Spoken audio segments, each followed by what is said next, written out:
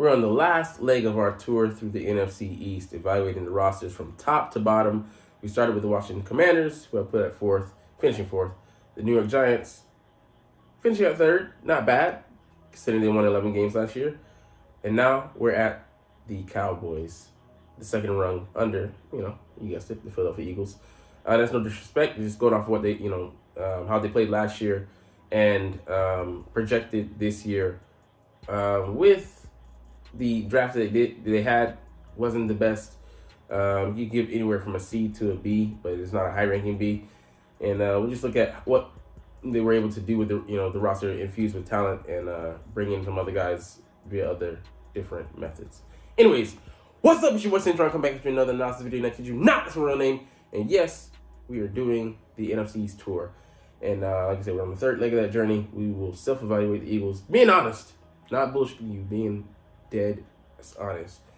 But first, the Cowboys. NFC East projected starters for 2023 NFL season. Eagles, Cowboys, both conferences top two rosters. And I mean, it's not surprising. The Cowboys did finish with 12 wins last year. 12 wins last year. And, they had a strong year despite their ailments at the quarterback position. Starter, Dak Prescott. Dak Prescott. I'm still too hyped from watching Demon Slayer. Anyways, he's a really good quarterback. Just the inconsistency last year. He threw 15 picks. Led the league, even though he missed like 5 or so starts. If he plays better, that elevates his roster. That elevates the other players around him. He didn't have as much, as he did in previous years to work around him because, Jerry Jones got antsy and traded away Amari Cooper for a 6th-round pick, a lowly 6th-round pick, and just, kind of capped this offense at the knees when it could have had a dynamic 1-2, 1A, 1B situation at receiver. But, and it was Gallup contributing as well. But they, traded in, they essentially traded in him for another guy we'll get to later. But if Dak can, I think all he needs to do is self-scout. He's a, veteran. He's not, a second or third, fourth-year player. He's going to his 8th year, I believe, and he's been starting from the beginning since they had the injury to Tony Romo, and he took over as a rookie, played excellently. He was just game managing, and less was expected of him. But his eyes got too wide for his stomach, as we say, and he just got too greedy last year, throwing to the likes of Noah Brown and a recuperating Michael Gallup. And I think Washington, who's out of here now. So, on paper, the receiving core looks better, but, we shall see. Like I said, Dak can just, get rid of some of those mistakes and dump off, or not trust those guys and throw it to, the better option on the route and not take as many chances. They could take a step forward, even though back to more normalcy to where a Dak that is less haphazard with the football, taking care of the football. When he does that, he's one of the best quarterbacks. I'd say top 10 potentially at his best in the league. But that could be a big if at this point in his career, because you are what you are, and yeah, you can train and do all this and that, but you put that on tape until you prove otherwise. That's you. So we shall see this year. But moving on to the next position, running back, Tony Pollard. All depends on how he can bounce back from that leg injury. They're trying to eliminate that tackle when the tackler tackles from behind and uses his weight to fall on the lower extremities of the runner. And that's exactly what happened. Broke his leg. It looked like it was a clean break though. No fracturing, and he'll be back at it. But coming off an injury, you don't want that. And it happened late in the year. I think in the playoff game against the 49ers, and it's just unfortunate. But the injuries are a part of the game.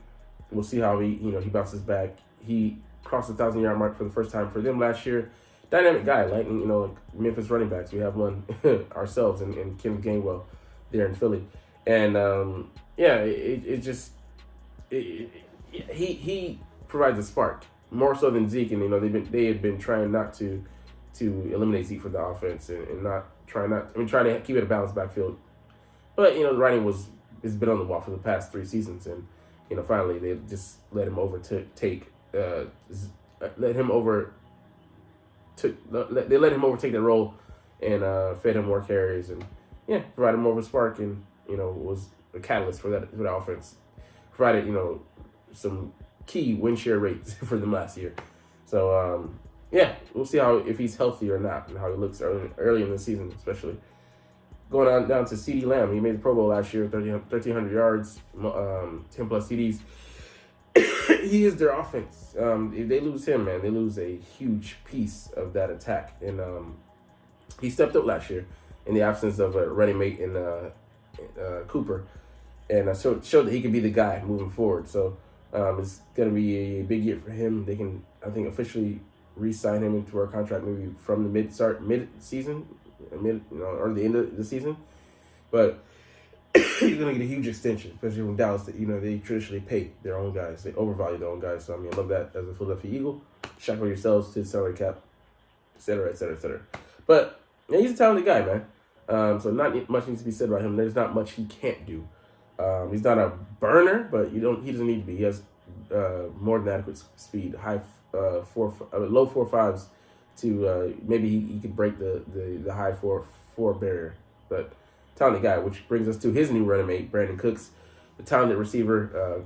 Started his career in New Orleans and one of the most traded receivers ever.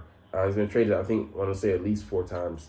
From the Saints to the Patriots to the Texans to the Rams. He's been somewhere everywhere. And now he found himself in Dallas. Yeah, traded 4 times. What was that, 5? Yeah. But anyways, on his 5th franchise. So he's been such an asset. And maybe he can lock him down for 1,000 yards. He's older though. How will he show up in this offense? I don't think he'll have trouble showing chemistry, building chemistry with Dak Prescott. But how many targets is he going to get? I think he get a pretty high rate. And with them, bringing in new tight end and on board behind the guy they have top depth chart for now. But yeah, it's going to be these 3 receiver sets going down to Michael Gallup. He coming off an ACL injury last year. Wasn't himself, but kind of like I'm not with all this coughing. But highly talented guy. He had 1,000 yards, I think, the year before the ACL injury. And, he's not the fastest guy, but he's damn quick. And he runs 4.5, so, he's decent. And like his name says, the boy can't gallop. He can get behind you. He can be pretty dangerous. So it makes them deadly for maybe most teams in that 3 receiver set. I think we can lock him down with the pieces that we have. Vontae Maddox matching up against him. And then JB, James Bradbury, and Darius Slay matching up against the other guys. So I'd love to see that. I'm looking forward to seeing that twice this year. So hopefully everybody's healthy. Jake Ferguson, he's a decent guy. I think maybe was he a rookie last year, but it was pretty much a Dalton Schultz show, and he was a pretty talented outlet. Didn't have the best numbers, especially in the crunch time and playoff time last year against the 49ers. Just kind of self-imploded with a couple chief mistakes that cost him dearly. But they have the rookie as well, Schumacher, who they overdrafted. Because Dallas is just drafted for need instead of drafting for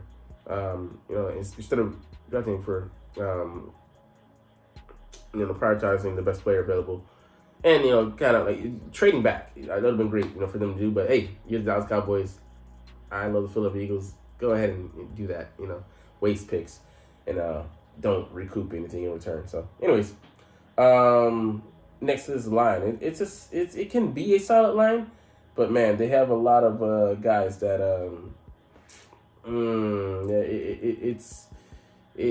if a guy goes down, like Tyron Smith did last year, and he was a paragon of stability and health up until the last couple, recent seasons.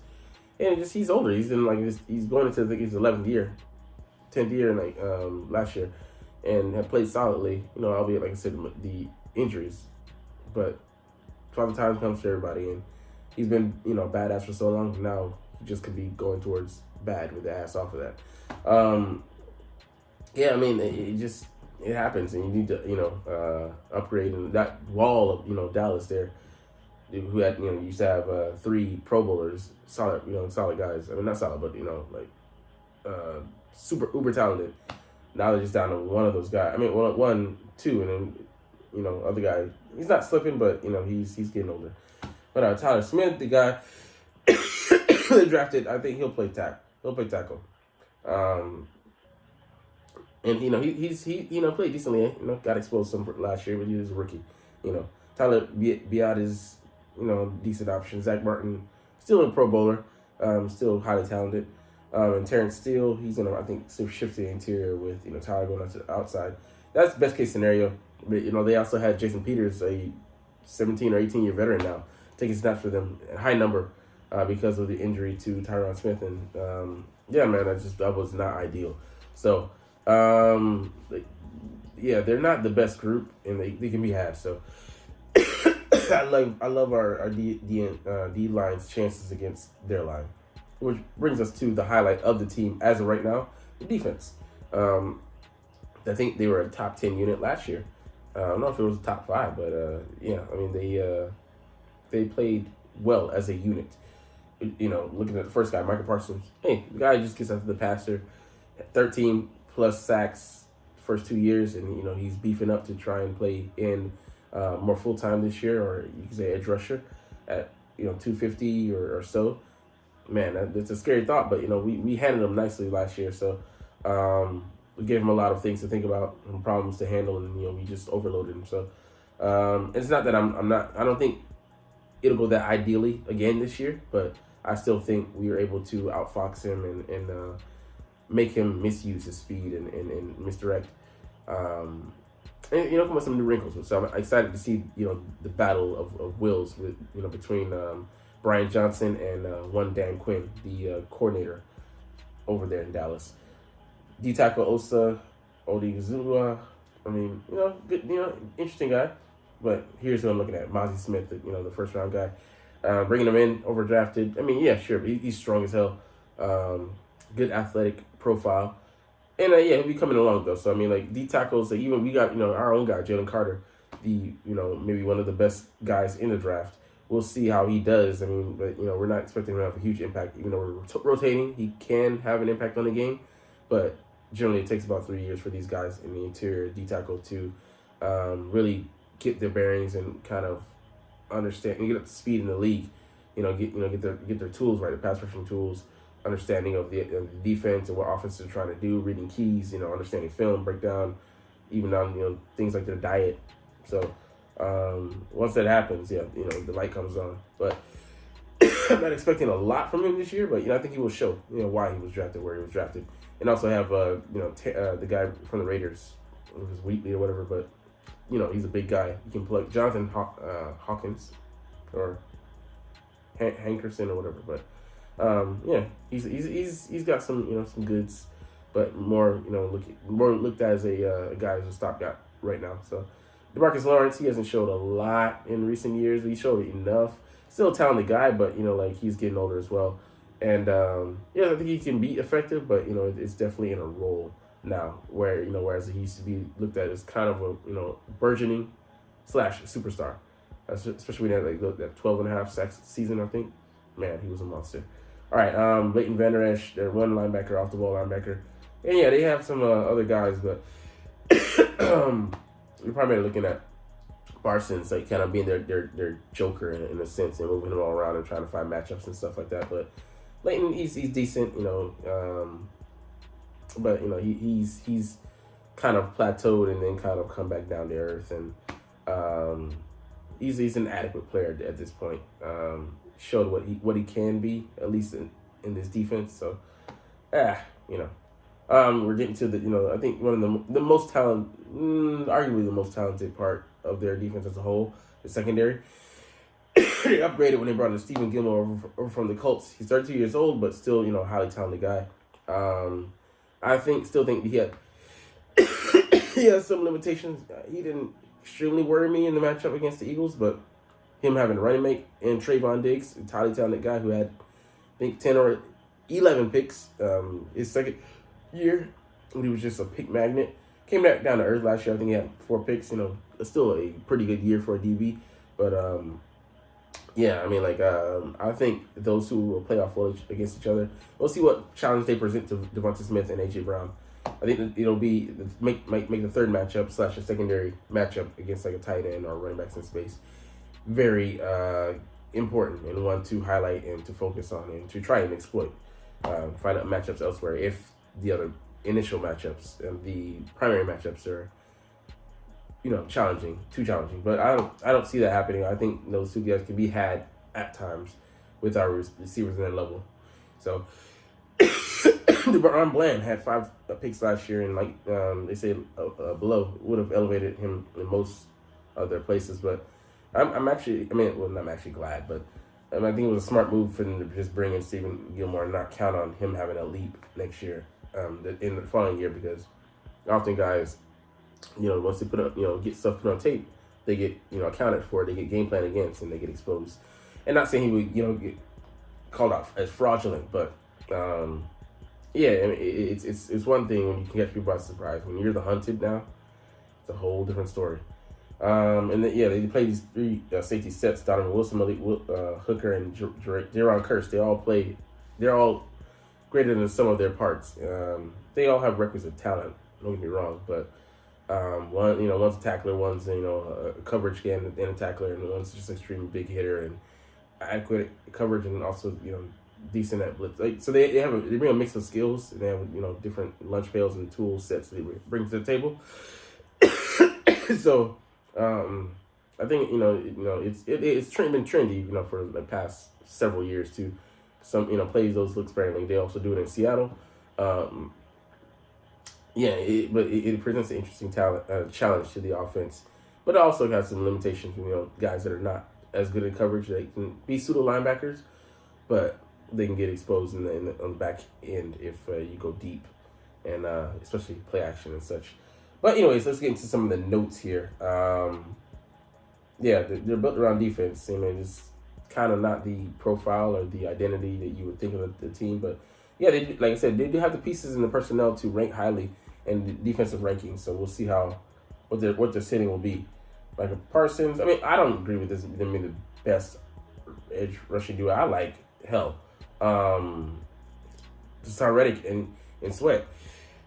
yeah, Reddick exploded last year, but I think he'll still have a good follow-up season, even if it isn't 16 sacks. And in their backups, I like our backups as well. Brandon Graham, and then the young rookie. He's more talented than these two guys. He just has to get his feet wet and get some experience. The Cowboys, they overdrafted, but they can be counted on these guys for snaps. Luke maybe not as much because there's so many mouths to feed in that passing attack, but Smith, Jonathan Hankins, he may be the better player now. It doesn't matter though. They're looking for him to jump him at some point in the season. And then we'll see how Dan uses Stephen Gilmore. We'll see if he has to play him outside of his comfort zone. Could be injuries, could be just the challenge of the week. Hey, we'll see what happens, man. He's getting up there in age. He's no longer the level of the defensive player of the year, but he's still a pretty good corner. So we'll see how much he brings to his defense. And they have a lot of flexibility there on the back end with those safeties, so they can do a lot with that and get creative.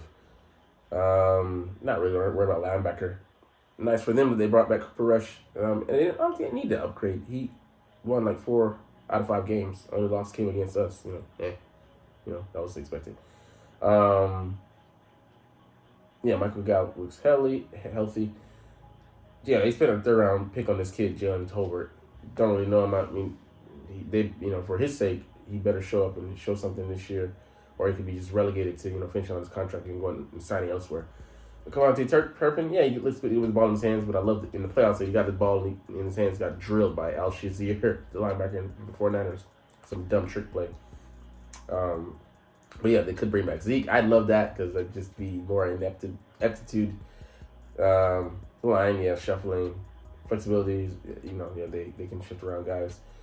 Who might they have to bring in though if the injuries I mean, I love them not, having good depth because, I mean, their team, that's the thing about the Cowboys. They're good with their starters, but they don't have a lot of depth, quality depth at a lot of positions. So they lose one guy, man. Like that line, they lost a couple guys last year, and it really hurt them.